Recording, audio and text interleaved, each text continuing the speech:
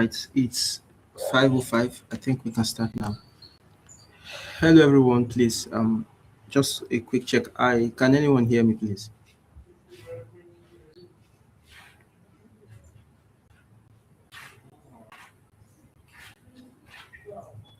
All right. Thank you very much. Thank you guys for joining in today. I'm really excited about today's session. I'm really excited. So today, we are having an expert today presenting for us, James Letson.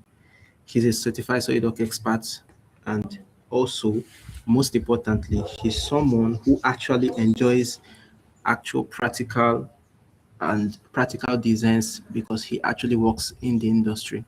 So I think no need for me to explain much. I'll leave the introductions up to him, but I really think today's session is going to be exciting. James, thank you for agreeing to be here. Please, the floor is yours.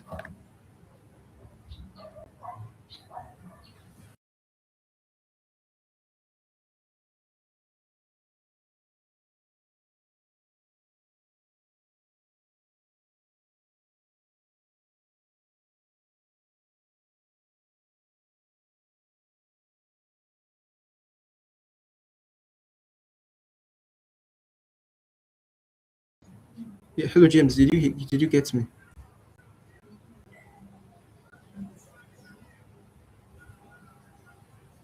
Hey, sorry, I was muted. If you'll give me just a second, I'm trying to get my presentation worked out on my screens. It's putting my presentation on a different screen that I want, and I'm trying to get that sorted out. If you give me just a second, I'll get started. All right, no problem. Just another minute or so. I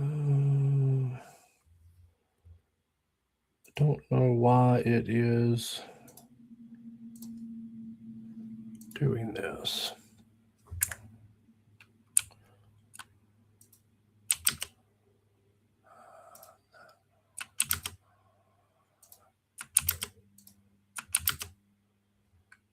Okay, we may just have to go with plan B.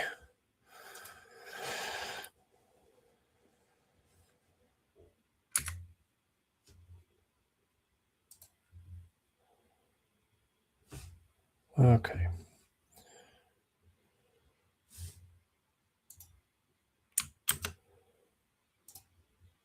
Let me get my screen shared. Go ahead and start my video as well.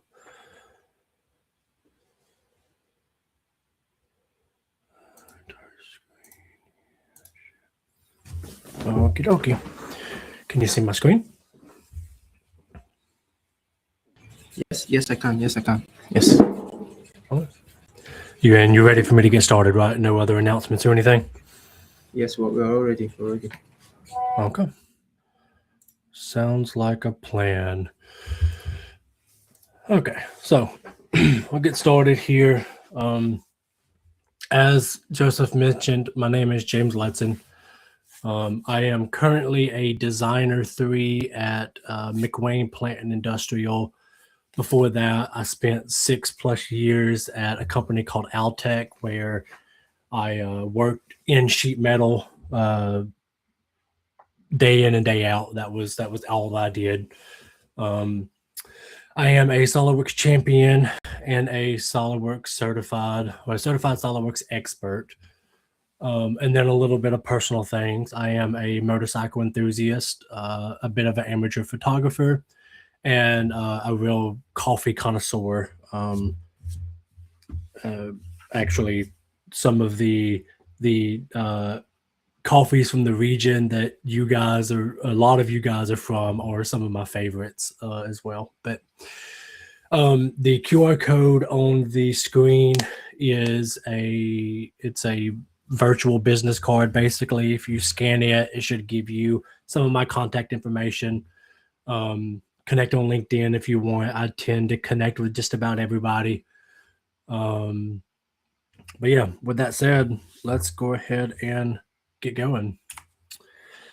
So we're going to start out today by talking about the sheet metal trinity, talk about mastering the 3 core sheet metal techniques.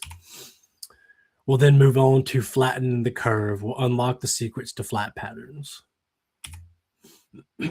Third, we're going to talk about geometry gone rogue. We'll talk about how some tips to taming imported parts for seamless design. And then lastly, we will think outside the fold a bit. I'll give you some creative solutions using sheet metal features for things that you may not expect sheet metal features to be used for. So first things first, the sheet metal trinity. So the first thing I want to talk about in the sheet metal trinity is the feature called insert bend. Insert bend is kind of the OG sheet metal feature. We're talking introduced in 1997, so a year after SOLIDWORKS was released, and wasn't replaced with something different until at least SOLIDWORKS 2001. The cool thing about insert bend is it can be used for cylindrical and conical shapes. It is really powerful when dealing with imported geometry, as we will see once we get into our geometry gone rogue session or section. And then some drawbacks of it is it does need uniform wall thickness, and it doesn't necessarily like if your corners in your parts already have radius on them. So you can see the example picture here. Those sharp edges is kind of what we're looking for when we use an insert bend. So I'm going to hop into SOLIDWORKS real quick and give you a quick example here. So I'm going to come over to the sheet metal tab. If you don't have sheet metal tab, if you right click anywhere in this, it'd be white for default. I have mine set to dark mode, so it's any of the gray or black area. And come to tabs, you can turn sheet metal on right here. We're going to come to the sheet metal tab, and insert bend is all the way to the right, all the way at the end. It was the first one they added, and as they added more, they just kept scooting it down. But I think insert bend is, even though it's not used as often anymore, it is still very powerful. So I'm going to show you how it works. First, I'm going to start by just explaining the part that I've created here and how I created it. Roll back my bar here. You can see I started with a cube. I did a little cut just to get the overall shape that I'm wanting. And then I just shelled this, deleting the front and the top face of that model. So this kind of resembles a sheet metal part, right? We have a uniform wall thickness of 1/8 of an inch. Sorry if y'all use metric. I am all inches over here. Uniform wall thickness of 1/8 of an inch. But you can see that, like I said, first off or earlier, was everything sharp corners. There is no bend radiuses, but we'll get to that.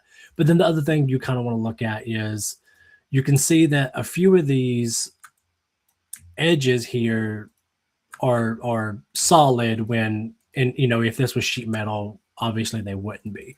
So that's going to be the first thing we take care of, right? We're going to hit our insert bend, again, sheet metal tab all the way to the right.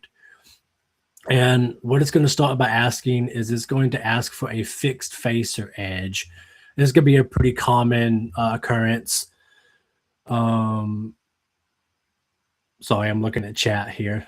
It's a pretty common occurrence where it's asking us for fixed face as we go through this presentation. So get used to that. But I'm going to choose my bottom face as a fixed face because it makes the most sense for me. And then the next thing we want to do is we'll come out here, down here to this rip parameters. And what we're doing here is we are going to choose the edges that we don't want to be bends. So the edges that I was pointing out earlier, that won't be a bends. Like, all of these in this main body make sense to be bends. And even that one back there makes sense to be a bend. But these here don't necessarily. So we're going to click all 6 of them. And you can see these yellow arrows that pop up. What this is asking is what direction do you want to cut? Because what this is doing is it's literally ripping those edges and making them gaps, right? So it's asking which direction you want to cut. So in this case, I'm going to say, let's make this back T shape, kind of T shape. let's make it overlap the sides. So I want to cut towards the sides like this. Actually, let's just do one of them and I'll show you the difference, right? Let's do the other one the other way. Let's do this one, cutting the back wall. And then you could also change your gap here. I'm just going to leave it at what is default set just for demonstration purposes. And when I hit my green check mark, you're going to get a quick notification of just like, hey, auto relief cuts were made. You click OK, and then now we have a sheet metal part. You can see that it has applied bends to all of the things that I didn't tell it to rip. And then it has ripped the corners, and you can see the little gap there, and here, right? And then as well as it has applied some auto relief cuts in the actual like corners where three sides meet, right? And then just to point out the little arrows, the little yellow arrows that I clicked, you can see on the left side is where I said I wanted the back panel to overlap the side panels. But on the right side is where I said I wanted the side panels to overlap the back panels. Of course, you obviously want to go in and do some cleanup for things like this. Honestly, you know, ideally you would have a bit of a bigger gap than what that default gap was. But that is the quick explanation of how insert bend works. So just to recap here, insert bend, you start from a thin feature solid body, and it does need uniform wall thickness. You choose a fixed face and edges to rip, and then you end with a sheet metal part that can be flattened. And I guess I didn't show that. So let me swing back real quick just to show that I hit the flatten button and it does indeed flatten. Okay, right back to the presentation. So the next in the sheet metal trinity that I want to talk about is the base flange and franz section. Base flange tab is kind of the new de facto standard sheet metal feature. If anybody has used sheet metal here, I guarantee, like if you've used it in the past 10 years, you've used base flange tab. I want to talk about edge flange in particular in this section. There's a few things that I want to point out here within the feature that I feel like are not as commonly used, but can be very powerful. The first being flange position. We'll talk about editing flange sketches, and then we'll talk about offset bend. I'm going to show you a quick introduction into mitered flange in case you've never used it before. I'll show you a quick tip about selecting the edge for an auto sketch plane. And then lastly in this section, I'm going to look at jog, and I'll show you the fixed projected length, which is another commonly overlooked thing in the jog feature that I think can be very useful. So let's hop back over one more time, and let's see if I can, there we go. See if I can show some of this. So I'm going to go over to a different part here. So I modeled this part just to kind of use all of the features that I'm going to talk about, just to give an idea of what they look like from the start. But for the example, I'm actually going to roll this back and start from scratch a little bit. So the first thing I want to look at is edge flange. So edge flange is probably the second most used sheet metal feature besides base flange tab, right? It's in the second section, kind of top left corner of that second section of the sheet metal tab. Let's go ahead and click it. And what it's going to do here is just ask us for an edge. You know, we can choose any edge. It could be this edge. It could be this edge, but I'm going to choose this edge here. And you can see it gives us a projected here, and I'm just going to click. It doesn't really matter what our length is at the moment. The first thing I want to point out is the flange position, which is right here towards the bottom of our side pane. And the three things I want to point out here are these first three bubbles here. And as I click them, you can kind of see that the part is changing. The first one, I just want to give an explanation of what they are. The first one is going to be material inside. So if I, let's see, if I come here and, okay, there we go. Let's go normal 2 here. And you can see when I click through these, you can see what it's doing here. Material inside the first one is saying, okay, the original edge flange was set at a certain length. We want the new edge flange to not make this leg of this part longer. The second one is going to be material outside. So it's like, okay, the new thickness of the material, so this 1/8 of an inch is all we want outside. So you can see everything, this highlighted edge here, the original edge of the first flange, is collinear with the new projected top of the new flange. And then the last one is going to be entire bend outside.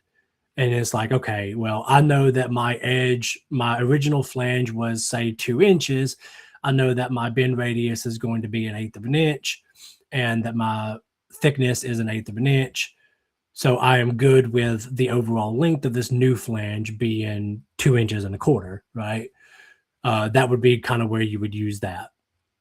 So let's go ahead and hit this green check mark, and we can see that we now have an edge flange. I'm going to come back into this one more time, and I'm going to show you the next section here. Oh, I didn't mean to edit sketch. I meant to edit feature. Okay, back into the edge flange. So it's just like we just started. I am going to show you how to edit the flange profile. Up here in the top, right under the blue box where you chose your initial edge. And I guess I should also point out, you know, I can choose more than one edge, right? And I can also, I'll keep the 2 edges selected now to show you that I can edit the flange profile of each edge individually. So as I click edge 1, you can kind of see that this line here highlights. And when I click edge 2, this one on the left side will highlight. It's kind of hard to see, but I guess believe me when I say it is doing it. But I'm going to start with edge 1, which is the one on the right side here. And I'm going to hit edit flange profile. So all this is doing is going into a edit sketch for that particular edge flange. So let's say if maybe I don't want this particular edge flange to be the full length of that first edge. Maybe I want it to be 2 inches wide and centered on the origin. What I can do here is I can just click this line and drag, and that fully defined relation that was there now lets go, right? I like to call these soft relations. You know, it was fully defined, but it's easily malleable. You just click and drag and it adjusts. So I can do the same thing on this one, and then I can come in here and I can add some dimensions, right? Let's say I want it 2 inches wide, and then I'm going to draw me a center line here and make it vertical. Well, it didn't attach to the origin, did it? Okay, well, right click, select midpoint, and there, make it coincident. Now we have a 2 inch flange that is centered on the original edge. And when I hit finish, it's going to exit, and you can see that I now have the new edge flange that I've edited the sketch profile. And then I still have the original sized one because, as you remember, when I did it, I clicked 2 edges, right? So now we're right back into the edit edge flange one last time to show you one more thing, which is this offset bend here. So I'm actually going to, I feel like if I remember right, actually, I'm going to try it like this first. Yeah. Okay. So when using offset bend, it is going to offset all edges. So unlike the edit flange profile where you can do each edge flange individually, offset bend is going to do all of them. So if you only want one of them offset, then make sure you do a separate feature for that one, right? But before I do that, let's exit out, and I'm just going to give an explanation of what I am about to do here. So I'm going to pull a quick measure tool here and show you that this this edge flange is currently at a little over 2 1/4. Right. So let's go in and change it to material inside. That way we can get a nice even number of 2 inches right there. There's my 2 inches. So from top to bottom, this is 2 inches. But let's say I know that I want these to be a little longer. Maybe I want them to be 3 inches. I could come in and I could edit this here to change it to 3 inches, the original part to change it to 3 inches. But if I only want one of them to be 3 inches and I don't want the other one to be 3 inches, what I would do is I would delete that one out and do this one by itself. And I'm going to come down here to offset. I'm going to click that little check mark. And then I can edit the amount of offset. Let's just say I want an extra inch. I want to hit the green check mark. You can see it is added material to the original length of the leg. And now I am at exactly 3 inches. So let's see. Let's talk about mitered flange next. We're going to stay on the same part here. And let's do a mitered flange. Let's see. So back to the sheet metal tab. Mitered flange is going to be directly below edge flange. Okay, so when you click mitered flange, what it's going to do is it's going to ask you for a plane, a planar face, or an edge at which you want to sketch the feature cross section. So basically, so I like to think of mitered flanges as a sheet metal sweep. So I'm going to sketch the profile that I want, and it's going to sweep it across the edges of an existing sheet metal part. But before I actually do that, before I actually click mitered flange, the little trick I want to show you here is if I click, I'm going to say I want to start with this edge here. I'm going to click towards the bottom of the edge. And that way, when I click the mitered flange, maybe I need to do it second. My bad. Okay, so we're going to do it again just to show it one more time. Sheet metal, we're going to click mitered flange, and then I'm going to click towards the bottom of the edge. And when I do, it is automatically going to put me a sketch plane there. The plane's not showing up yet. And actually, that was the first one that I did that I canceled out. You can kind of see where it puts it, right?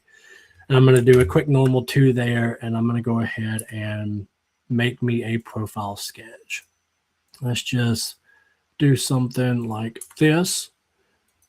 And then when I confirm, it's going to bring me right into the mitered flange feature where I can, set a radius. In this case, I'm just going to use default, whatever SOLIDWORKS says I want, or sets it as default. I'm going to go ahead and set, like, let's say a 1/16 of an inch gap distance. And then if I hit the green check mark, it's going to make this flange on this edge. But let's say I want this flange to follow all of the adjacent edges. All I got to do is click in the blue box and click additional edges. And like I said, this is basically a sweep feature. So it's going to sweep this profile that I have across all of those edges. So when I hit my green check mark, it doesn't like something. What does it not like?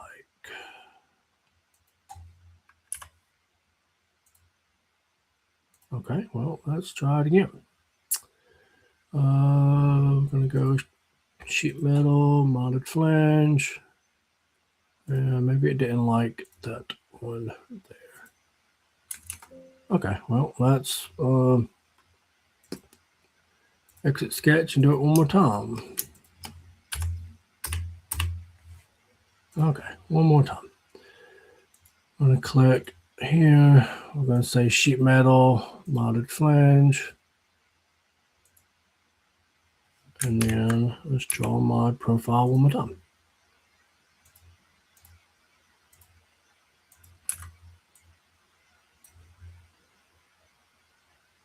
Exit sketch directly into the modded flange to see if it just doesn't want to make the modded flange at all. Okay, let's do it this way then. For some reason it doesn't like where I am placing the original sketch. So let's do it one more time, and we're going to go sheet metal, modded flange, and let's choose this face down here. And then let's do my sketch and see if that one works. Normal 2.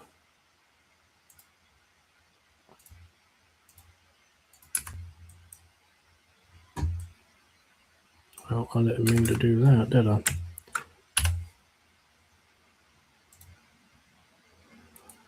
Okay, one more time. I don't know why I'm sorry about this. I don't really know why it's being difficult. Is it the outside edge? Is that what it's not liking?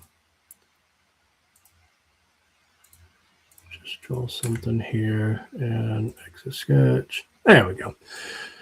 Okay, so I think, let me just give an explanation here. I think it doesn't like when I chose the inside edge of that.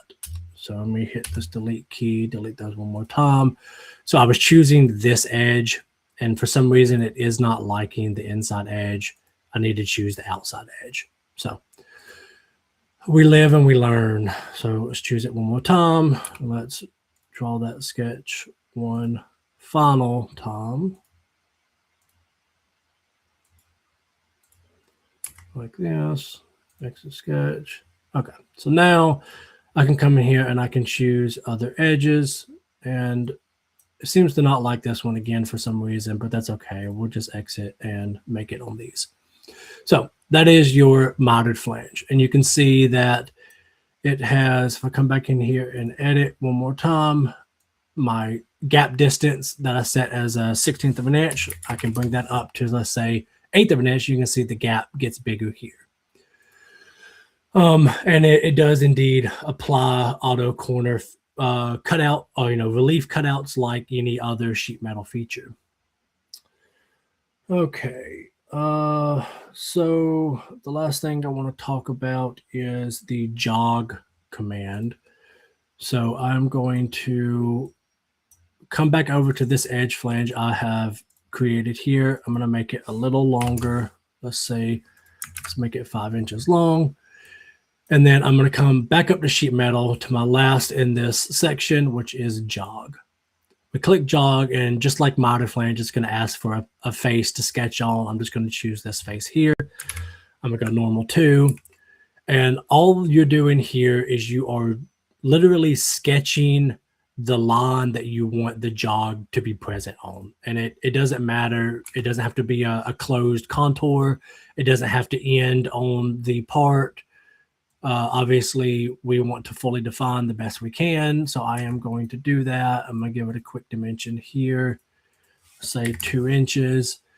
And then when I hit exit sketch, it's going to automatically bring us into our jog command. So like I said before, fixed face, we're going to hear that a lot, going to ask for that a lot, and that's what it's asking for here. So when I set out to create this jog, my thought was we're talking about this line here. Everything on the left of the line is what I wanted to jog up. Therefore, the right side of my line is going to be my fixed face. So when I click on the right side of the line, you can see it's going to go ahead and start projecting this jog. So the thing I want to point out here is this fixed projection length. So I can come in here and I can say, okay, maybe I want that 1 inch, right? Or maybe I only want it 1/4 of an inch, right? But what you can see is if I go a normal 2 here, and as I change this dimension, you can see that the new projected edge end of the flange stays collinear with the original flange. So that's what this having the fixed projected length checkbox on does. But there is an instance where maybe when I created this first 5-inch flange, I knew that that was the amount of material that I had, and I don't want it to add this extra material. I want to make my jog at this location with the amount of material I had. So I'm going to uncheck that, and you can see that it has now shortened. It is not adding material. And if I click my green check mark, you can see here's my jog. And just to prove what I am saying here, if I come up here to unfold and I make that my fixed face and choose these two to unfold, you can see that with the jog unfolded, my flat is still 5 inches, right? Whereas if I come up here and change this back to fixed projected length, hit the green check mark, roll back down to unfold, you can see that I now have, was that a little over 5 3/8. So that's what your fixed projected length does. I think it can be very beneficial and is commonly overlooked. So let's get right back into the presentation. There we are. Okay, so base flange and friends, a quick overview here. We start from a thin feature sketch and choose the base flange feature. Declare the material thickness, bend radius, and K factor, as well as length and direction.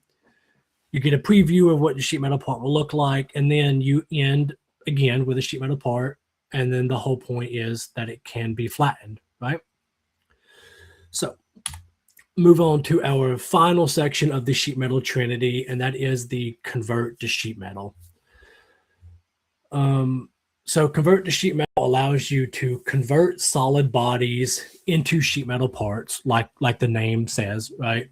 And then once you do that, sheet metal features like all of the base flange and friends we just talked about can be added. Cool thing about convert to sheet metal, it is super powerful for parts with complex angles. And you can see the example I have here on this slide that, and maybe from this angle you can't see, it's hard to see, but all of these edges here are drafted at a weird angle, right? So that's where convert to sheet metal really comes very beneficial. And as well as it can be used for multi-body sheet metal parts using the keep body checkbox, and I will point that out. And then the last thing is it does not need uniform wall thickness like insert bend, the first thing we talked about. And that will come into play when we get into our imported geometry section. So let's hop right back into SOLIDWORKS one more time. And let's grab my convert to sheet metal part that I've created. So this is the exact part that I started with to create that part that you saw in the slide, the like hopper looking thing that's got, and you can see now that all of these edges are drafted at different angles. You got multiple angles here. I'm gonna be honest, I don't even know if I could make this part that I'm about to make using convert to sheet metal. I don't know that I could make it without convert to sheet metal. All of the complex angles and the fact that like being able to add edge flanges up at the top after these angles, like it would be very difficult. I could probably dredge my way through it, but I don't know that it wouldn't be ideal. But luckily we have a easy solution, right? Convert to sheet metal is the second right beside base flange and tab up here in the sheet metal tab. So what we're going to do is we're going to click it, and just like before, it's going to ask us for a fixed face, right? So I'm going to choose this bottom face as my fixed face because it just makes the most sense to me. So here we can choose material thickness. I'm going to keep it at 1/8 of an inch. We can choose bend radius. I'm going to keep it at the default 1, 3, 4, 5. I guess do note if you're if you're working in sheet metal, note that you never want your bend radius to be less than your material thickness. That's how you get sheet metal breaking, right? And then, so lastly, what it's going to ask us for is it's going to ask us for bend edges. So it's going to be the exact opposite of what insert bend did, right? Insert bend, we were choosing the edges that we didn't want to be bends. Here, we are going to choose the edges that we do want to be bends. And know that it does kind of, the order of operations that you choose these does matter. So starting with that bottom face, you can see the blue square highlighted there. I'm going to start off of it. So the four corner or the four edges of that for sure I want to be bends, right? So I'm going to go around, and as I click these, you can see it starts projecting. Okay, and then, so now we really only have one face left. We have this one here. So I could choose, and this is where I meant that the order of operations kind of matters. Like I can choose this edge here to get that face, but I could also choose this edge here to get that face. And it all depends on where you want that bend to be, right? But what I mean by order of operations is you don't want to choose this one first, right? Because we know that we want that one, but it's not going to let me choose it. So you got to choose them kind of in the order that it's going to be bent. I'm going to choose here, and I'm going to choose here again, and then I'm just going to hit my green check mark. And you can see now I have a sheet metal part that has all of these complex angles, all of these draft angles that I created on that solid body. I have some auto relief cuts that may need a little bit of work, but are still there, right? The start of it's there. I think these look a little better. And then again, it's a flattenable part. And like I said before, now I can come in and I can add, an edge flange. It automatically goes 90 degrees. So I got to change my angle like this, whatever angle I want it to be. Maybe it's probably 75 degrees, like that. Do note that if you're, in my case, when you're doing these edge flanges on a convert to sheet metal part or something with drastic angles, if your angles are different, so like this angle here is different than this angle here, I don't want to choose the edge flange together or those edges together, because it's going to apply this angle to all edges chosen, right? But it would be fine to choose this one, because those, although they're at opposite directions, they are at the same angle. And then like this one, for instance, I think is also at the same angle, so I could choose it. And then if I wanted an edge flange on this one, I could just come back and do it separately, like that. Okay. Well, that is the beginning of convert to sheet metal. The last thing I want to show you in this convert to sheet metal, I'm going to show you one more thing. I'm just going to Control Z to back up here back to my start part. And so I mentioned that convert to sheet metal can be used for multi-body parts. So I'm going to show you quickly how to do that. So I'm going to choose my fixed face. So let's say that when I made this part just a second ago, it was a very complex, 1, 2, 3, 4, 5, 6 bend part. Let's say that the shop that you work at, or the company that you work at, the capabilities of their shop is not at a point where it can bend, that super complex 6 bend part. So maybe we need to break this into, let's say, 2 or 3 pieces, right? So I'm going to come in and I'm going to choose these 3 here, because 3 bends is pretty common, right? I feel like most shops can do 3 bends. Maybe I'm wrong, and we could even do it a little more, right? We could say, okay, let's do 2 bends. 2 bends should be doable. So if I hit the green check mark, you can see that I now have that part. But what I forgot to do was, when I do it one more time, I'm going to show you the most important thing when doing multi-body parts, which is this little keep body button here. It's right in between your bend radius and your material thickness. Keep body, and I guess I should point out reverse thickness as well. So you can see right now my material is inside the original part. If I go reverse thickness, it goes outside, right?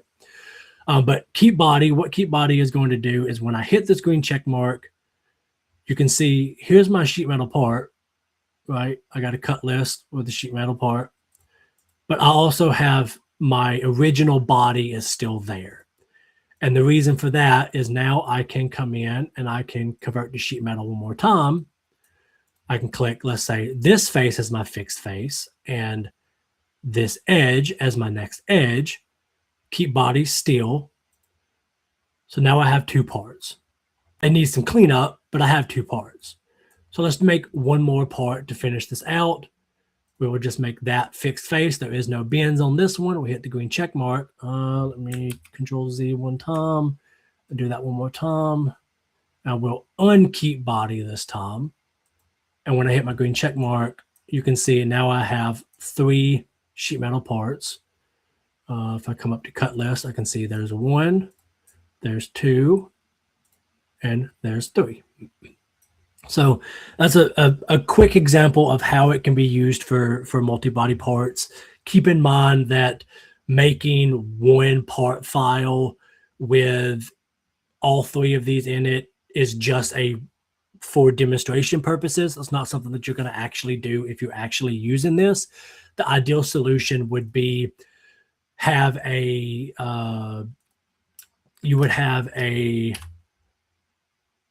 master part. So this would be my master part, my just solid body. And I would go, save as a new part, create my first part, come back to this, save as, create a new part to create my second part. And then you could, assemble those things in an assembly to get the final product.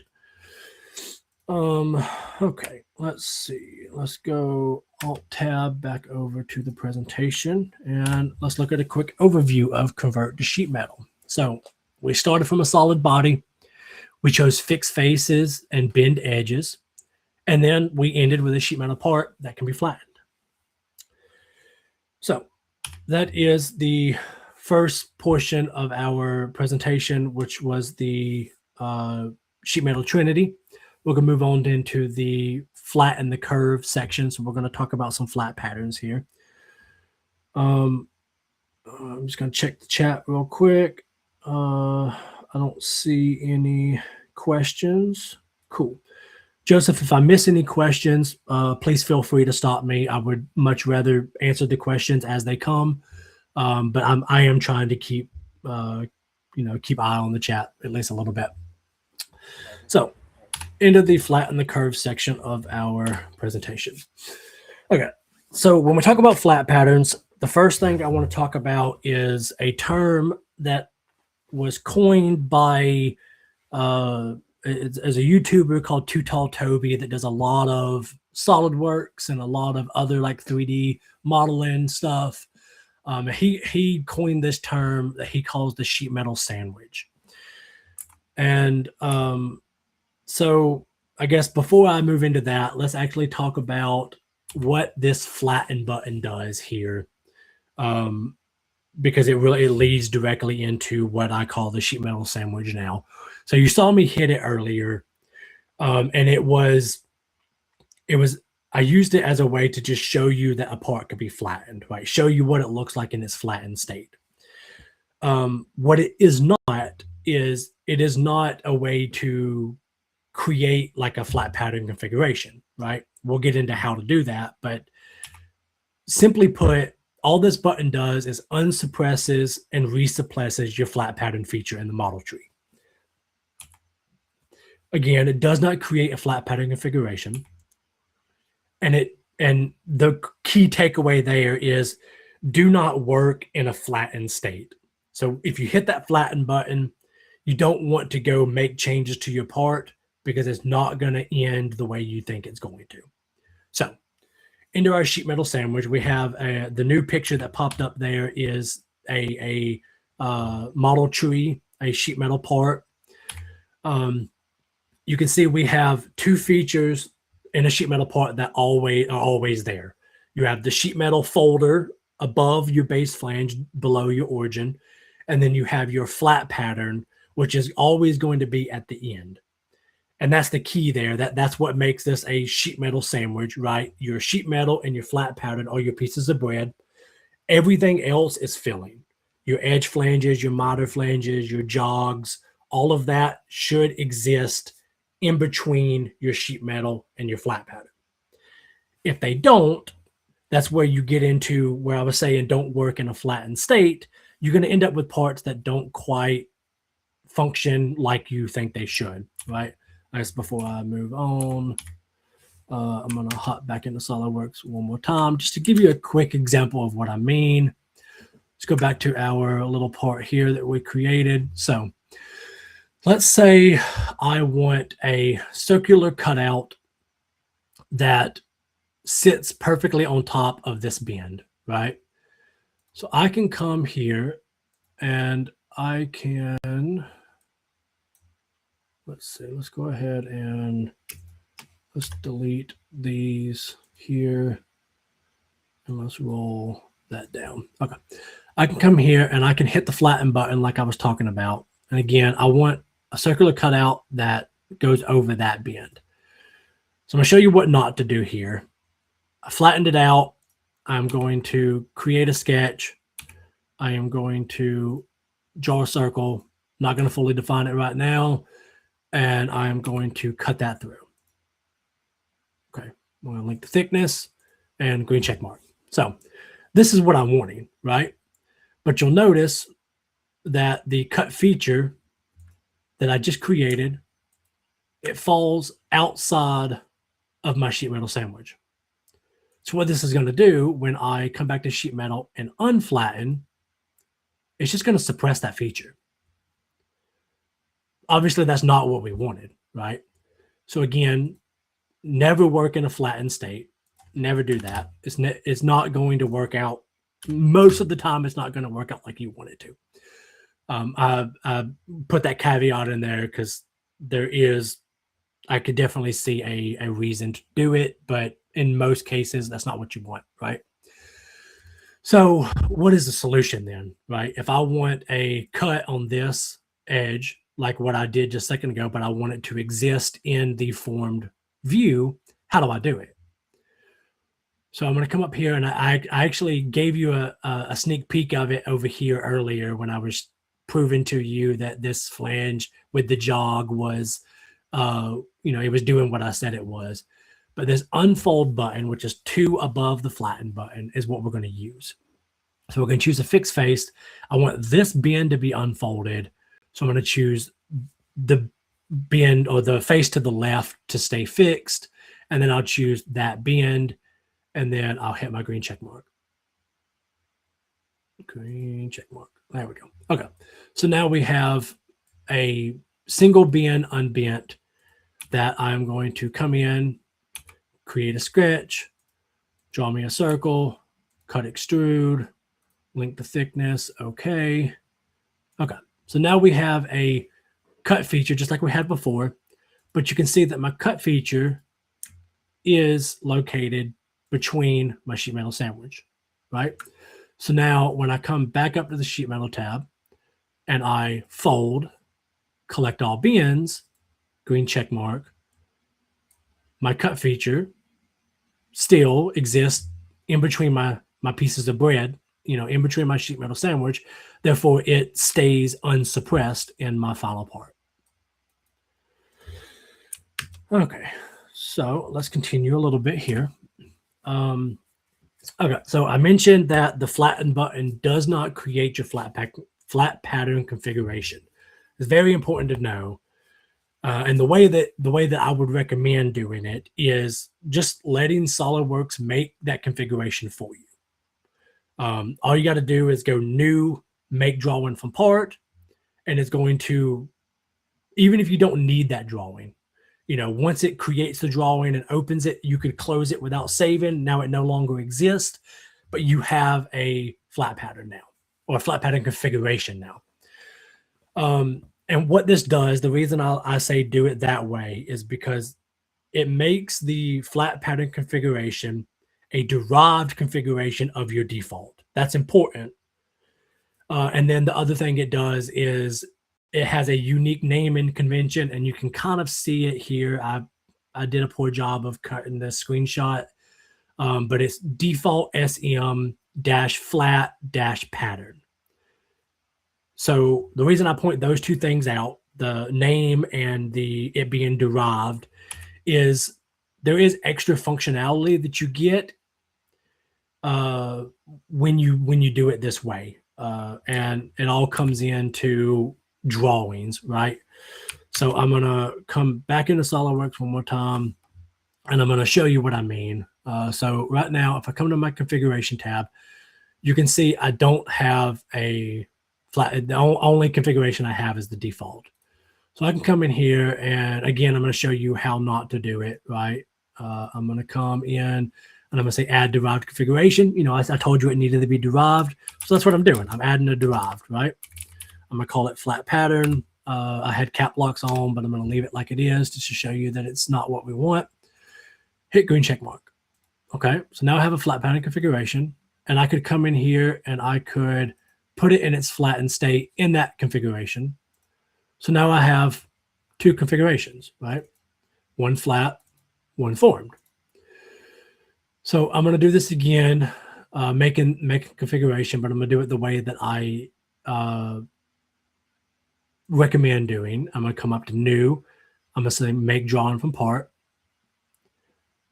And I click it, and it's going to think for a second. I'm going to choose a template. We're going to say just the default drawing template. I hit OK again. And now I have a drawing, right? I could close this. I'm not going to right now because I'm going to show you some more stuff in here. But I could close this without saving. And you can see it created me a flat pattern with the name that I want, right?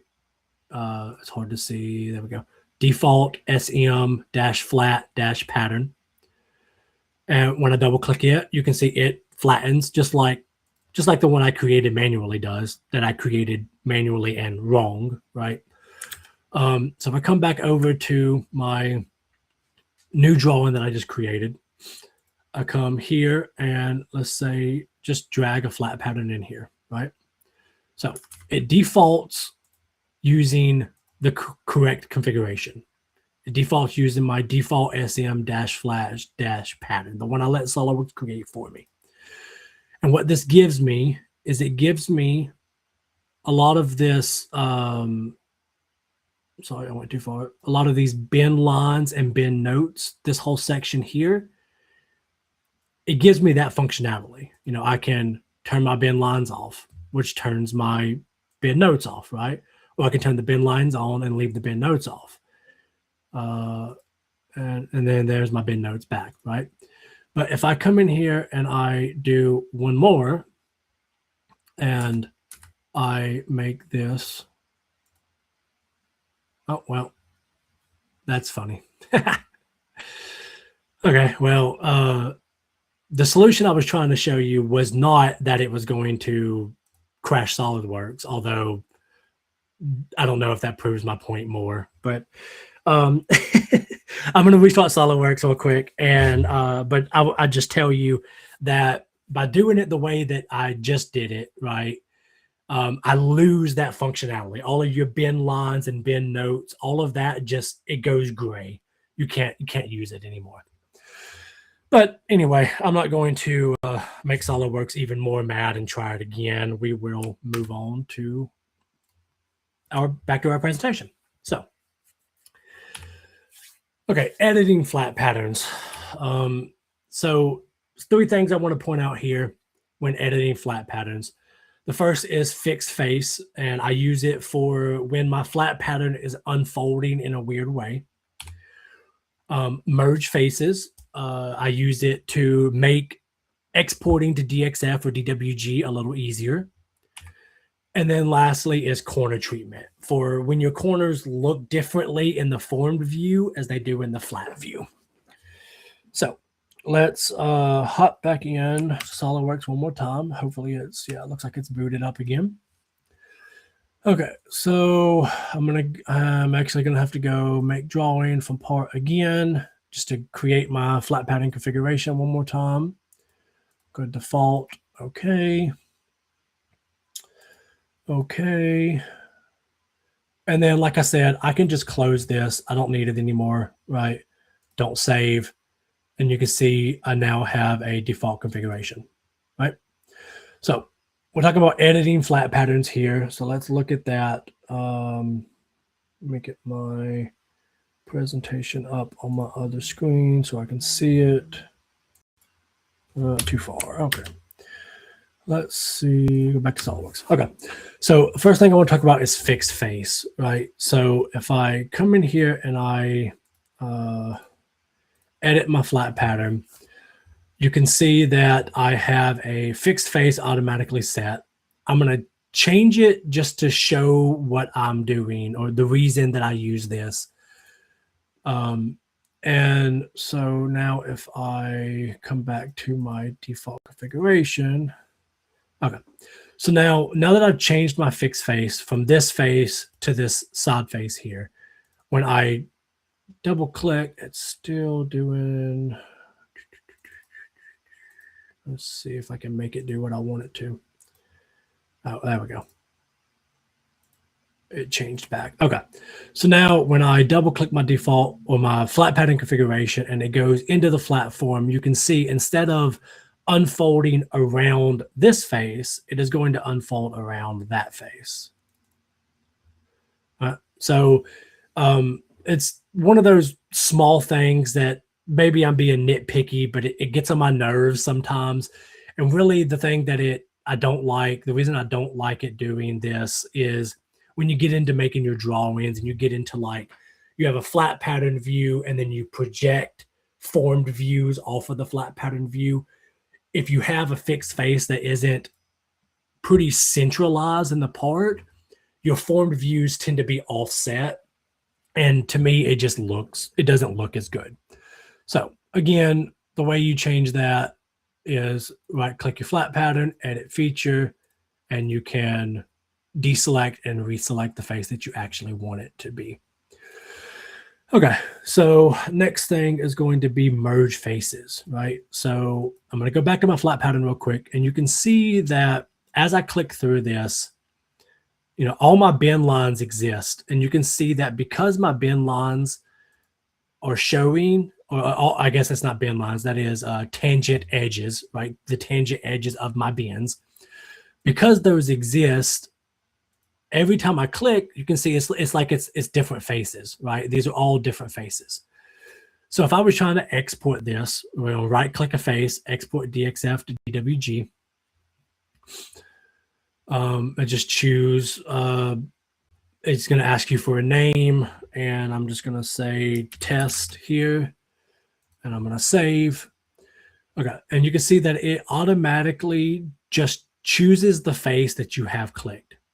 So if I were to try to export this DXF just like it is, it's only going to export this one square face.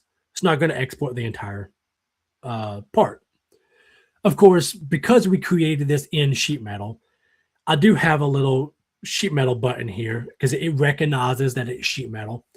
And this is a easy solution to do it, but I find that, you know, it's one of those extra things that I have to click, that if I'm in a hurry or I'm in a you know, autopilot just making prints or something, that this is one of those things that can easily get fit or get missed. So what we can do instead is I'm going to go into my flat pattern configuration again, or my edit my flat pattern again, and I'm gonna hit this little merge face buttons. And the idea is that you would just keep this on all the time, right? So now when I double click my flat pattern, you can see now this looks more real to what a piece of sheet metal is going to look like, right? I don't have all those tangent edges showing up, and when I click it, the whole face highlights. Right click, export DXF. Let's go test 2. And you can see that I still have my sheet metal option here, but there's no need, right? Because I have merge faces on, I have the whole face chosen. I can just hit my green check mark and you can get the little preview, right? And then if I were wanting to create this for real, I would hit save and it would put it where I wanted it. But no need. That is the merge face feature. Okay, the last thing I want to look at is corner treatment. Okay, so same part. I'm just going to go back to my formed configuration real quick. And I want to point out that you can see this corner down here. So in between these two edge flanges and the corners up here in between like those two edge flanges, they both have automatic corner treatment applied to them. And you can see that it has, it is cut it out because where these, in this case, 4 sides meet, it needed a relief to make those bends possible, right? But I do want to point out that this one is made with a mitered flange, whereas this one is made with an edge flange. That's important to note because when we talk about corner treatment, what I'm about to show you does not work for mitered flanges. And it'll make more sense when I show you. Okay. So we go back to default. Let's go back here. So let's look at this corner here. Let's think about it unfolded, right? If we unfold this bend and unfold this bend, this should be, 3 sides of a square, right? But watch it when I unfold it or when I go to my flat pattern configuration, you can see that that bend is now very angular. It's just 190-degree bend or 190-degree corner instead of, what in my head should look like is more like, this, right? A little more centered, but that's what that edge should look like. So that is where corner treatment comes into play. And I'm going to come back to my model tree and I'm going to edit my flat pattern. And this little corner treatment button right here under corner options, I'm going to uncheck it and hit the green check mark. And now you can see that that is what that bend or that edge should actually look like when we know that we have a auto relief, a corner relief cut in there. So if you ever, export a DXF and you're like, hey, that bend or that edge or corner doesn't look right, that could definitely be your solution. So the reason I pointed out the mitered flange in the beginning, I'm going to come back in here and turn this corner treatment back on real quick and then go to my flat pattern. So you can see that the corner treatment worked here, but for some reason, the corner treatment button on the flat pattern feature does not affect mitered corners. I'm not entirely sure why. It seems like it could or should in my head, but just note that if you create a mitered, like if this is what you're wanting for some reason, which I can't imagine any scenario where you would, but know that it doesn't apply to mitered flanges for some apparent reason. Okay, so we're gonna move right back in and move on to our geometry gone rogue section. It's all about taming imported parts for seamless design.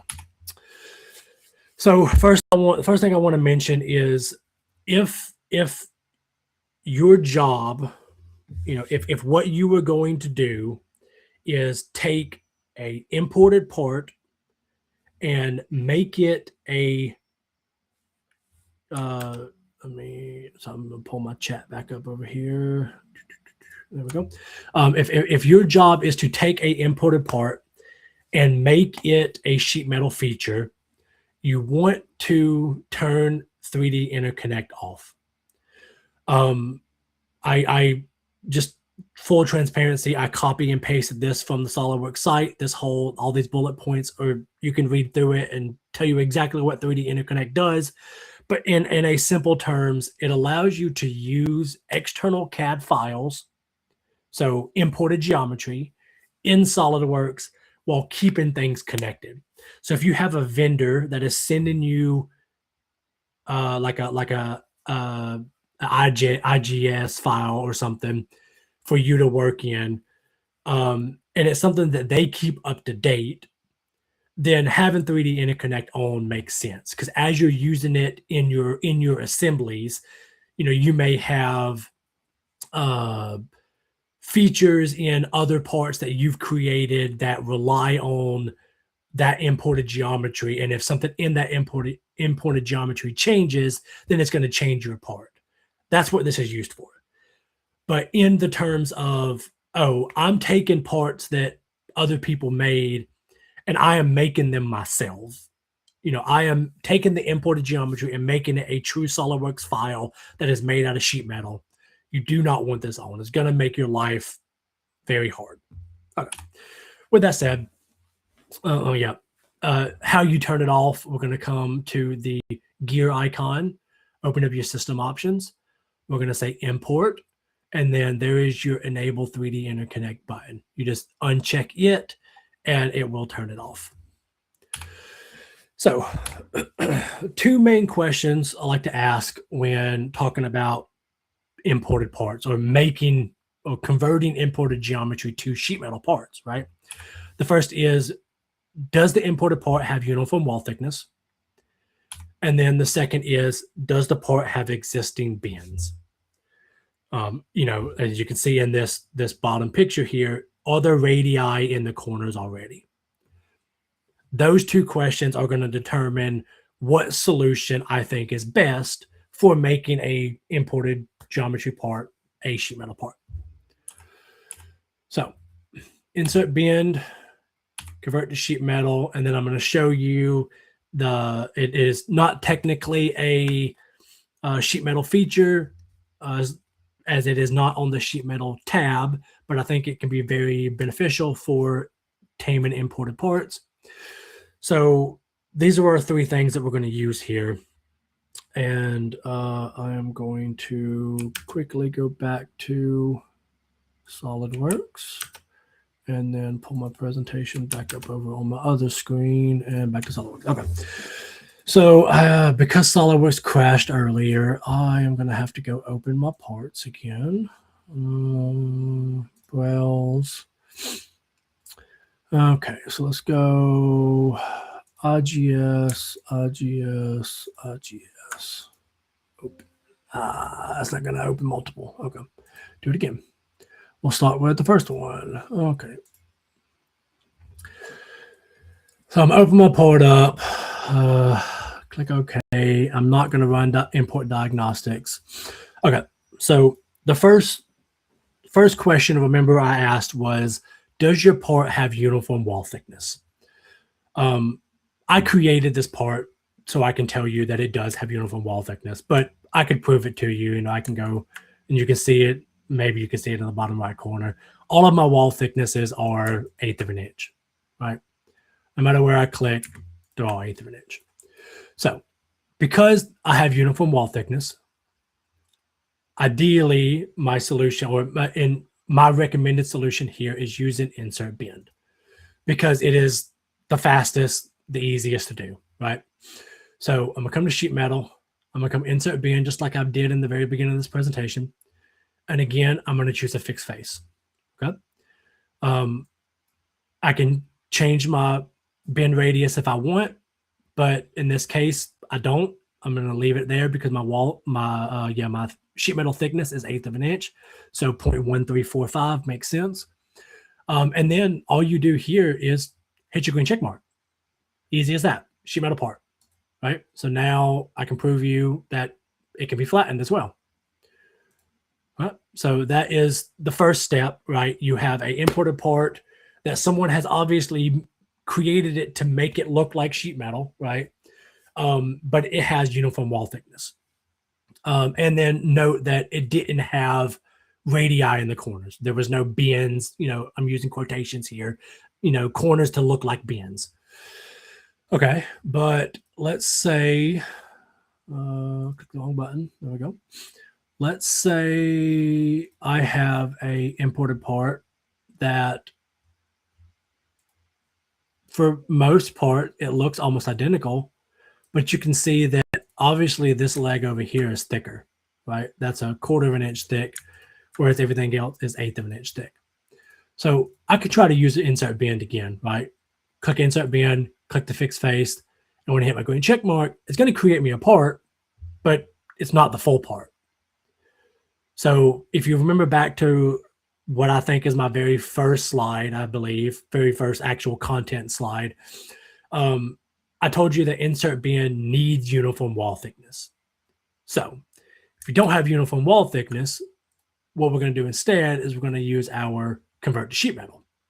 Takes a little longer. I'm going to choose my fixed face, and then just like in the section where I talked about convert to sheet metal, I'm going to choose my edges, right? I'm going to choose 1, 2, and 3, and 4.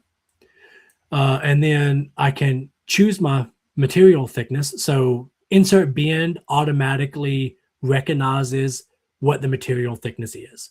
That's why it needs to be uniform, right?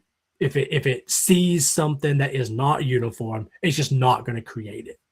Whereas convert to sheet metal, I can actually define it. So I'm going to keep it at 1/8 of an inch. And you can see that my little leg over here that was 1/4 of an inch thick, you can see that it is going to delete material to make this part. Go ahead and hit my green check mark. And now I have a sheet metal part that's flattenable, right? So that is the solution for imported geometry without uniform wall thickness, right? But let's say my third option, right? My second question to you was, what if it has radiuses in the corners already, right? So I'm going to open up this third and final part here. Okay, so you can see that it is imported, but it kind of looks like a sheet metal part because it has these bends, right? It has these radius in the corners. But you can see that my flatten button is grayed out. Like I can't use it because, again, it's just imported. So I can try to use insert bend, and it tells me no bends found, right? Because it doesn't like this corner, right? I could technically, and sometimes I can use convert to sheet metal, but again, like it's very, like, sometimes it'll work, sometimes it won't, and right now obviously it's not going to. So what is the solution? So like I said, I'm going to show you a tool that I like to use that is not technically a sheet metal part or a sheet metal feature, but it's going to help us in our sheet metal endeavors. So it can be found in the direct editing tab. I think it can also be found in the surfacing tab. Yeah, but we're going to go direct editing. And the tool that I want to look at is delete face. So what this does exactly what the name suggests, right? It is going to just delete a face. My options here, I'm going to stick to my delete and patch. That's the only one that I want to focus on right now. And I'm just going to go through and click. And you do have to do this in 2 steps. You have to do outside edge or outside corners first, and then go back and do inside corners, right? But what it's going to do here is it's going to delete that face. And because I have delete and patch chosen, it's going to extend these flat faces to fill it in, right? So when I hit my green check mark, you can see, there we go. We're going to do it one more time to get the internal edges, the internal corners, I mean.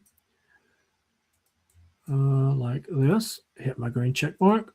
And now I have a uniform wall thickness part with no radii in the corners. So just like I started, I'm going to go insert bend. One click, okay. now I have a sheet metal part that can be flattened.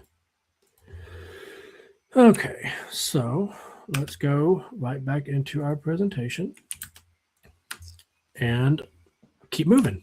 All right, so that was the geometry gone rogue section there. And then the last thing I want to talk about, the last section, is thinking outside the fold. I'm going to show you some unique solutions for using sheet metal features for things that you may not realize that sheet metal features can be used for, right? So sheet metal features can be used for any kind of raw material that comes in a sheet form, right? So plywood, HDPE, and other plastics like PVC and ABS that all come in a sheet. You know, if you go to a hardware store or something, you can order it in like a 4x8 foot sheet, right? You can use sheet metal features for those parts.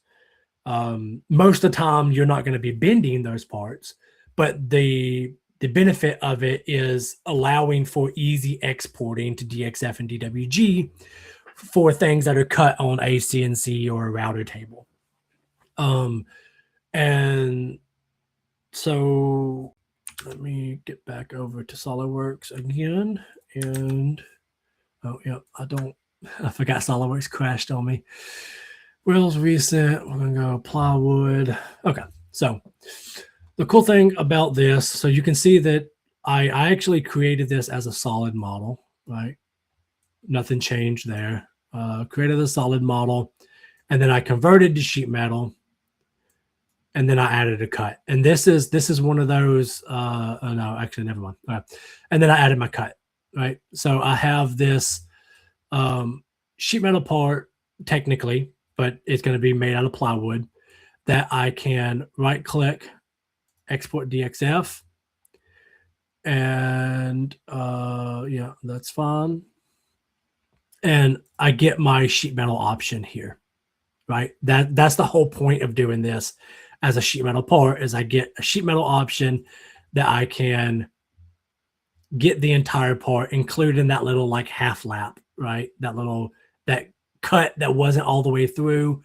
So now I can export this to a DXF and send it to a router table, and via, know that obviously there is no programming in this DXF. So it's not just going to automatically not cut this edge all the way through, but it gives a visual representation of where that edge needs to be. And then you are going to, when you do your print, when you do your drawing for the shop, you're going to define that, and then that can be programmed into your router table or your CNC. So like I said, this works perfectly for any kind of sheet good, plywood, or your various plastics. You can use sheet metal features to create those, just to make exporting to DXF a little easier. Let's actually go back, and I think I have, yeah.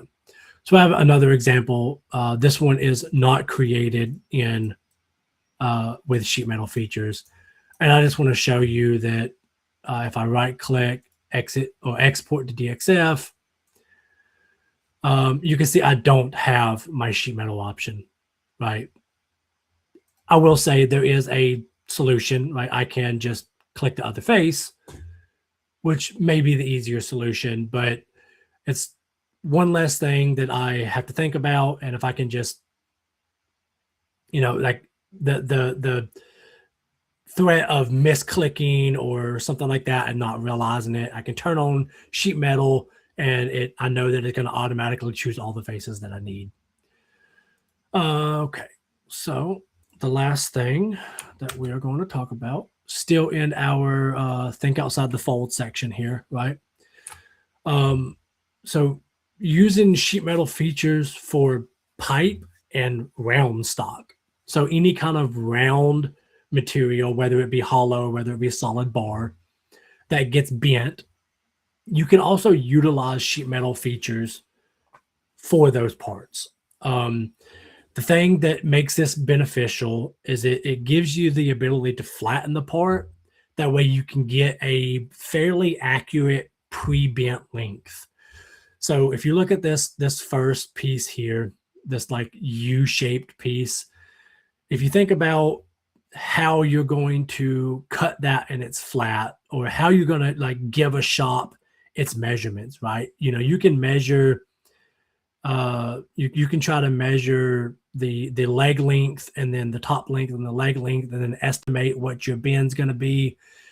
But ideally, and if you're not using sheet metal features, the way that this part is going to be created is you're going to, you know, overestimate the length, and then they can bend it, and then they can cut it to the final length, right? But if you do a little bit of work in the beginning to work with your shop and figure out like things like K factor and stuff like that, I'm not going to get deep into that because this is a little more surface, little more like beginner immediate, not advanced sheet metal presentation. But you obviously need to figure out your bend things, you know, your K factor or your bend radius, ideal bend radius for different materials. But once you get that figured out, it gives you the ability to create parts with sheet metal features that are round, that let's see, browse recent documents and open that one. Okay. Oh yeah, that one is correct. Okay. Sorry. That can be flattened, right? Then I can show you. I hit the flatten button here. Oh, well, no. This is one of those weird situations. There we go. I actually have to make the flat pattern configuration active. And you can see that I actually have some stuff suppressed for this flat pattern because it's not needed, right? All we need, if you think about a round stock in a 2D view, it's going to look rectangular anyway.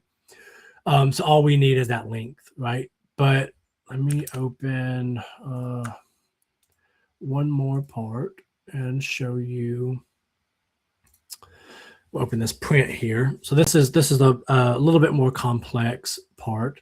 I'll open the part as well just so you can see it. So in this case, I have bends in multiple directions. 3 bends total in 2 different directions at 2 different angles, technically as well. And I can show you the flat pattern configuration on this one as well. There's your flat pattern configuration.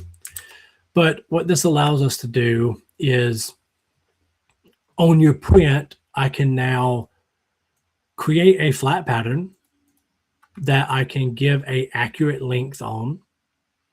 And I can also give some, in the case of this particular example, instead of giving center of bend dimensions, the shop that I was working for at the time liked the start of bend dimensions instead. So that's what I have dimensioned.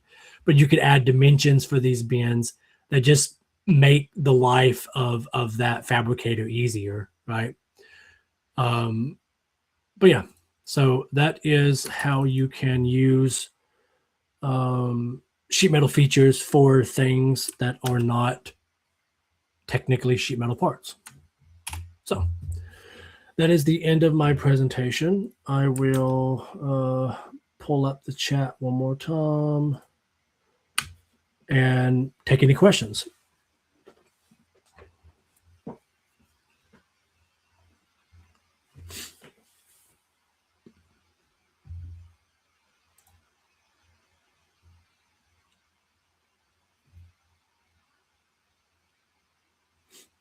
Okay, well, I'm not seeing any come through on the chat unless you are seeing them, Joseph. No, I'm not. Okay. Someone said, can you explain the last part again? Can you explain the last part again? Is there something particular that you're meaning? Okay, he said the pipe. Go through. Yeah. I just meant like, is there something particular about it that you're not understanding?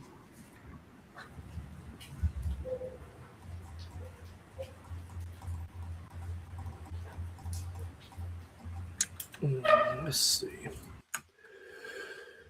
Okay. So I will just give a quick overview of the part again. Let's actually go to the more simple part. Okay, he said about applying the bend on the part. Applying the bend. Okay, so this part was this particular instance. This part was created in with sheet metal. So basically, let's see, go base flange here, edit that. I had a thin feature sketch that I went ahead and applied my bend radius to. So again, this is determined via, working with your fabrication team, the people that are going to be fabricating this. You figure out what your bend radius needs to be for the diameter, in this case, pipe, right? And then what I've done is I've set my material thickness to whatever the diameter of that pipe is, right? So then all I do is I add some fillets and add a cut sweep to make it pipe, just to make it look like it's actually pipe, right? So I did, if you are not, the reason that we did this at the company I was at, the reason we did the fillet and the sweep to make it look like pipe is because we would put these in assemblies that customers would see. So we obviously want it to represent as accurate as possible what it's supposed to be representing. But if you're not needing,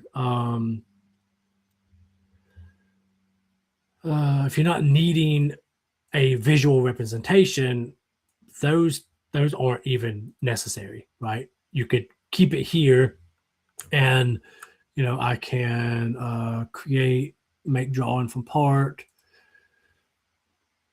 Okay, and then I can bring my flat pattern in.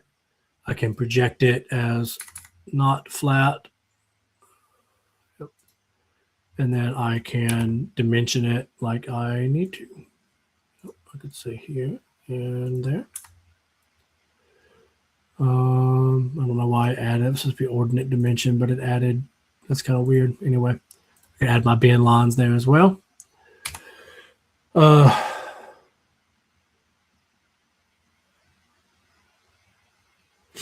Okay, I hope that answered your question. If not, then let me know. Let's see. Could you give us tips on rolling sheet like spiral cone? Do you have any insights on how to do that using equations? So I can tell you for certain that convert to sheet metal is going to be, insert bend is going to be what you are going to use to make cone shaped, cylindrical or cone shaped parts. I have definitely attempted to show it because I've done it before just to test it out. But it doesn't typically go well for me because I don't do it very often. But again, I can tell you that it is possible, and insert bend is the best solution for it. And then as far as insights on how to do that using equations, I don't really have any insights on that, unfortunately. Don't use a lot of equations, or didn't when I was in the sheet metal industry. So I unfortunately don't have any insights. All of our fabrication was done via press brake, not roll forming, which is why I don't want to fail in my attempt to show you how it's done, even though I know it is possible. Let's see. Joshua said, so we need to be mindful of the sides for the metal sheets, because you made mention that side don't respond well during material selection. Yeah, so I think you're referring to when I was talking about like bend radius. So let me open a part here. Let's go back here. So you want to make sure that, let's go normal 2. Okay. So if my material thickness is 1/8 of an inch, 0.125, you always want to make sure that the internal radius of your bend is greater than your material thickness. So in this case, my sheet metal thickness was 1/8 of an inch, 125. My bend radius is 0.1345. So it is greater, right? That is the biggest thing when it comes to things breaking or things not responding well. I think that's what you were asking there. If not, then clarify and I can answer. Yeah, okay. Looks like you said yes. Cool. So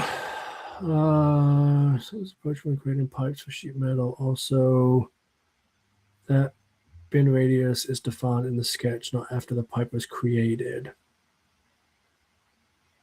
Yeah, so yes, the bend radius was defined in the sketch, just because I think it's more of a, like, I think you could technically do it not in the sketch, right?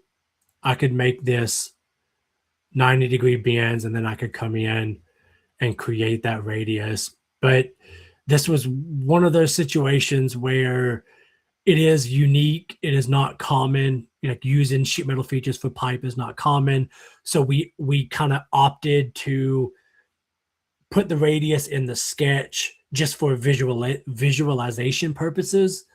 But I don't think it's 100% necessary. I think you could absolutely create the part square or create the part with the radius in the sheet metal feature instead of in the sketch. I think you could absolutely do that. Yes. Okay. Could you please go over some common mistakes to avoid in advanced sheet metal design? Let's see.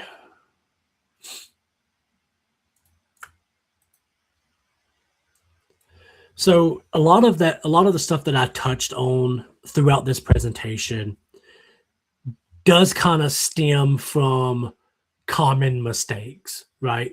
So like one of the very first things I talked about, which was your flange position here. I feel like this is a very common mistake here where someone uses that they don't quite realize what their flange position was set to. So for instance, and I'll give you an example of what I mean. I'm going to roll this back here. So if I have this part and I know that this is a 2-inch flange. So a mistake that can be made is I know that it is 2 inches from top to bottom, and I want to add an edge flange, but I want to keep it 2 inches. So I come to sheet metal, I go edge flange, I click my edge. And this is what I mean by mistake being made, whereas like ideally I have material inside set, which keeps me at exactly 2 inches, right? There's my 2 inches. But a mistake that can be made is not realizing what is set. And if you think about it in like when I zoom into it like this, it's pretty obvious to see this moving, right? It's pretty obvious to see that it's adding material. But if you're just adding an edge flange like this and you don't think to check your flange position, you may not realize that which one you have chosen, and you create your part and you go on about your business. And then once this part gets fabricated, you realize, oh crap, my flange is now 1/8 of an inch too tall. So that's a very common mistake that can be made. Same thing with like the corner treatment that I showed you when we were talking about flat patterns.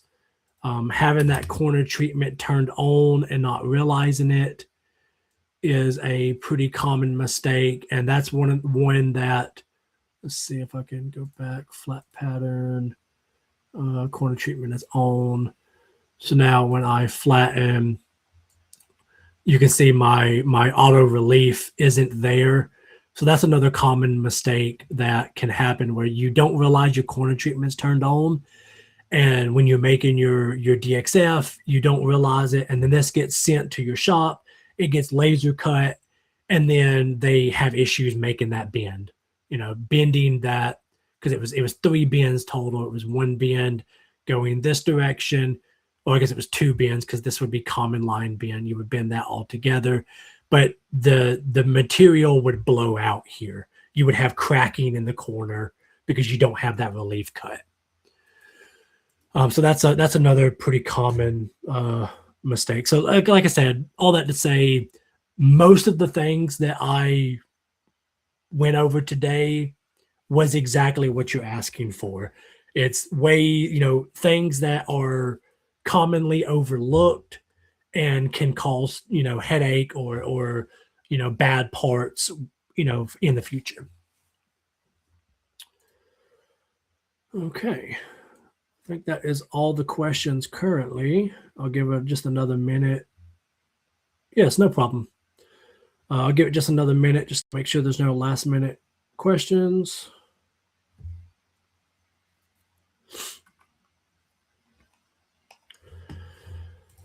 Well, cool. Joseph, I really appreciate your you putting this on. I will just go back one more time to my title or my about me page, just to give a quick reminder that this QR code is available if you guys want to connect on LinkedIn. I am more than happy to connect on LinkedIn with y'all. Let me get my open so you can see chat. Okay, so one last question. I'll take this last one real quick. What if the bend doesn't work because there is one close to it? So that's where these auto relief cuts come in. So if let's edit this edge flange in the back corner here. You can see there is a trim side bends button here. I thought that was going to do it. Let's see, that didn't do it either. Ooh, just hid my part on accident. Let's see. So trim side bends can definitely do it from time to time. There should be a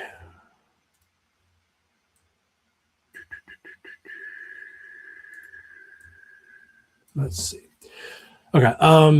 So I'm having a blank on where there is like an auto relief somewhere. And I'm having a blank on where it is.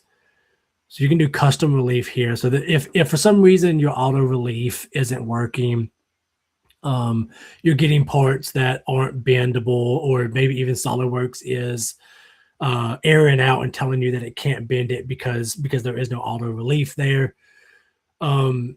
You can use this custom bend relief type here, and it is just going to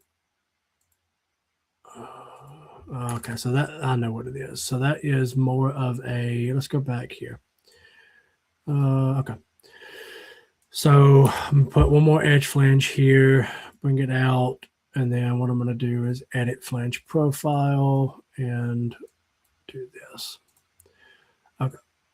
So this is what the auto relief is, or that custom relief here is referring to this here. So if I edit, so it automatically adds these relief here, but I can, so that's probably what the trim side bends is. But anyway, I can go to custom relief type, and I can say, maybe I want it odd round and I want it to be 1/8 of an inch thick. But okay, so I guess to get back into your question, bend doesn't work because there's one close to it. So you have 2 bends that are close together. So I guess the first answer to your question is SOLIDWORKS is going to automatically add a relief if you click two edges that are beside each other. So if I come up here, undo that, and come back into edge flange, and I'm clicking edge, and I click edge, it is on. You're not seeing it right now, but it should automatically add that relief. So you ideally never run into bins being too close to each other and SOLIDWORKS not allowing you to create it. But if for some reason the auto relief is not enough and you're seeing issues in the real world, so this part goes to your press brake and it gets bent, what you can do there is I would recommend coming in and unfolding around the bend that we want. So then here I could sketch normal to, and I could come in and add some different reliefs, right? I could, add a larger relief if I wanted, like this. Let's see, let's go make it full contour, parallel, and then I can cut and link the thickness, yes. So now when I come back and I unfold, collect all bins, fold, refold it, collect all bins. You can see now I have a larger cut, right? That would be the solution that I would go about. If for some reason the SOLIDWORKS auto relief that it gives you is not enough and you're seeing issues in the shop, that would be the route that I would take. I hope that answers your question.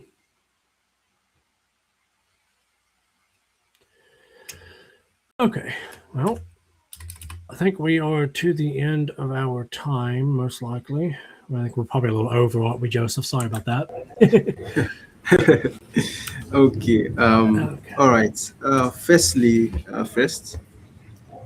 James, this is not a webinar. This is basically a tutorial, actually, and it's a recorded tutorial. So I'm going to say this is way better than an ordinary webinar because I've been looking into CSWPA, the advanced sheet metal recently.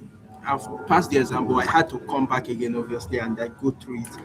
And then I've realized from this session, this session is way more advanced. This goes deeper. It feels like everything you're going to get in a more like a 20 YouTube video all in one space. So I'm really excited, and I love the fact that I actually recorded it. So now some of the tips felt familiar, while some of them were like completely new. So that's what really made your session stand out. So, and honestly, it's really inspiring. So at this point, I'm going to put you in the Benin SWUG Hall of Fame for the most technical sessions of 2026. I appreciate it. I'm actually have to send you a badge for that one. Thanks a lot, James. I appreciate that. Yeah, I appreciate it. I'm definitely going to rewatch this. It's amazing. Thank you, everybody that stayed to the end.